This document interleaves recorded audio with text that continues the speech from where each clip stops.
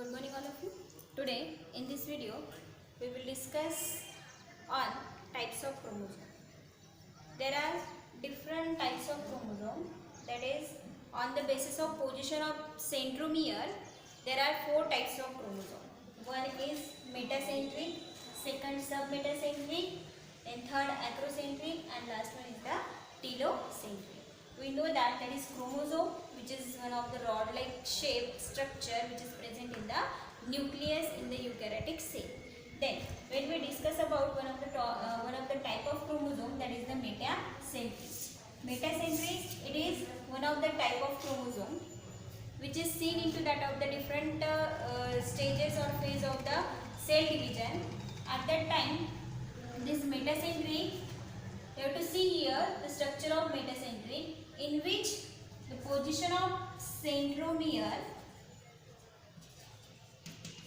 in the center, where it is in a center, means it is, for example, it is one of the rod, and on that rod one of the part is seen into that center, and it divides into that of the V-like shape. It divides into that of the V-like shape, that is called as the metacentric. Metacentric means what? I already told you, that is the types of chromosome depend on the position of centromere, and in the metacentric the centromere which is present in the center of chromosome, that is called as the metacentric, and it having one of the shape, that is it contains equal part of the chromosome, that is called metacentric, and it forms V shape. Okay. Then the second type of chromosome, that is submetacentric. Submetacentric means what? The position of centromere which is present above to that of the center part. Above to that of the center part. When we compare these two types, at that time you have to see here the position of centromere, that is in the metacentric, the centromere which is present in the center, and above to that of the center, centromere which is present, and it forms the submetacentric, and it forms one of the shape, that is L shape. L shape is formed, that is called as the submetacentric. Then it is also seen in the cell division at the time of anaphase. Then third type of chromosome, that is acrocentric. In the acrocentric, what happened? The centromere which is near to that of the end of chromosome. The position of centromere which is near to that of the end of chromosome. It is not present at the end or present on that of the tip of the chromosome, in which what happened? Centromere which is near to that of the end of chromosome, and the shape which is having like that of the J shape. Like that of the J shape, and called as the acrocentric. It is called as the acrocentric. When the last type, when we discuss about the last type, that is the telocentric. Telo means what? One of the end. Telo means what? One of the end. Means the centromere which is present at the tip of chromosome. At the tip of chromosome, and in which it forms the telocentric. Centromere, telocentric means centric येतात इथे काय लिहिणार आपण? Centromere, and centromere ची position कशावर? क्रोमोझोमवर. जर या तीन गोष्टी लक्षात असेल तर तुम्ही इथे टाइप्स चांगल्या प्रकारे डिस्क्राइब करू शकता. And last one, telocentric, which is like that of the I shape.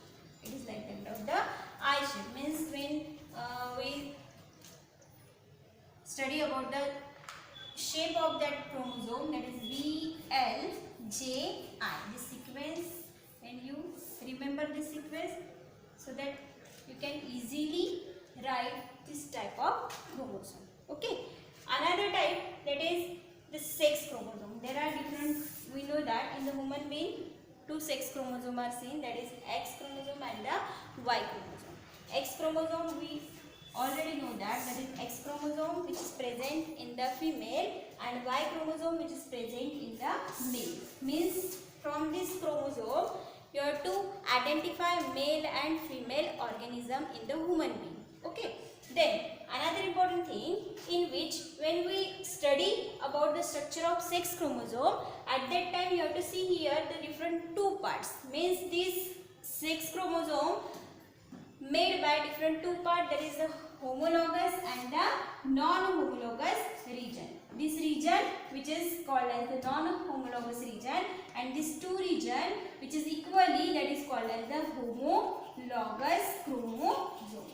Homologous chromosome means in which what happened, that is non-homologous. What is the difference between homologous and non-homologous region? Means homo means what? Same. Means this region which having equally structurally functionally equal, that is called as the homologous, and non-homologous, comparatively non-homologous, the structurally and functionally, the region which is not same or the region having structurally and functionally different, that is called as the non-homologous part or non-homologous region of the sex chromosome, in which when we study about the homologous region of the X chromosome and Y chromosome, it contains the high amount of euchromatin in the X chromosome. High amount of DNA which is seen into that of the X chromosome, and in that less amount of heterochromatin. Less amount of heterochromatin is seen. Means comparatively this X chromosome is larger than that of the Y chromosome, and this X chromosome which contains a high amount of genetic material and high amount of DNA, so that we are saying that it is high amount of euchromatin is present inside the X chromosome, and in which the less amount of euchromatin